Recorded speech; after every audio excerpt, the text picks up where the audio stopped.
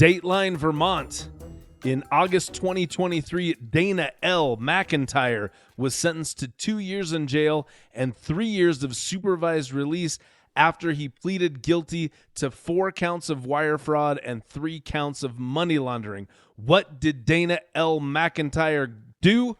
Great question. He filed fraudulent PPP applications for more than $660,000. He did have a legitimate business. It was a pizzeria. But instead of using his PPP proceeds for that, he used his PPP proceeds to fund personal expenses, including $14,000 for a pickup truck. That's actually a pretty good price for a pickup truck. That's a good price on a pickup. And $8,500 for a 1950 Hudson. That also seems like a really good price. But it's the pandemic. Maybe he's picking these up cheap because people are pinched for funds because there's a global pandemic going on. I can't picture a Hudson. What's it look like? Oh, that was. Did you ever see Cars? Sure. Doc, the old grumpy one. He was the Hudson Hornet. So voiced by Paul Newman. There you go. Yeah. So that was right. Okay, now I can. Picture But a again, don't you think $8,500? That seems like I think steal. it's a great. that seems like a good price for a Hudson. I'd buy a Hudson and just try to resell it. I guess I don't know. I probably wouldn't. He also used some of the proceeds for home construction, kitchen remodeling, and more than $2,000 at a cosmetic spa because I guess full lips sell more deep dish pizzas. And get this, he also spent some of that money on an alpaca farm. Yeah. That's when you have too much money.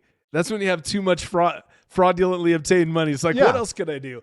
Oh, well, I already got all this cosmetic spa services. So, and I got a car from the 1950s. I guess I got to use pickup. My bucket list is all good. Oh wait, alpaca farm. I always wanted a farm full of miniature.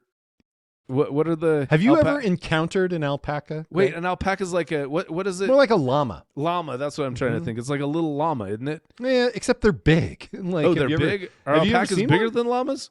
I don't know if they're bigger than llamas, but they're pack animals. Like I know they're not like cats. And I mean, they're very sweet and they're very docile kind of animals. Yeah, but they're big and when they get mad, I think they spit. I think they do kind of That's what I've heard about llamas, at least, is that they spit. Well, llamas and camels, yeah. If I learned anything from cartoons, it's that those types of animals spit. Yeah. So, well, I think it might be worthwhile to pause from our narrative of the story of Dana McIntyre just to remind those of you who aren't suffering from PPTSD, which is post-paycheck protection program traumatic stress disorder. The PPP program had very, very specific guidelines for what you could spend the proceeds of your PPP loan on and what you even must spend the proceeds from your PPP loans on. And alpaca farms and Botox were nowhere on that list. Surprising. Anyways, quite in surprising. This article, surprising. Yeah, shocker.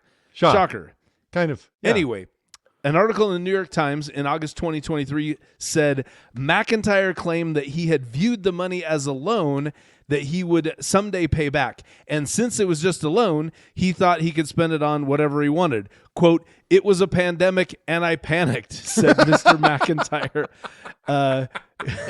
Well, I don't know why I thought that quote was so funny. It's hilarious. I panicked. I panicked because you know what people do in a panic? So they go get Botox. That's what they do. Yeah, and alpaca farms. That's what anyone does. That's the human panic response. Yes. It's fight or alpaca flight. Right, exactly.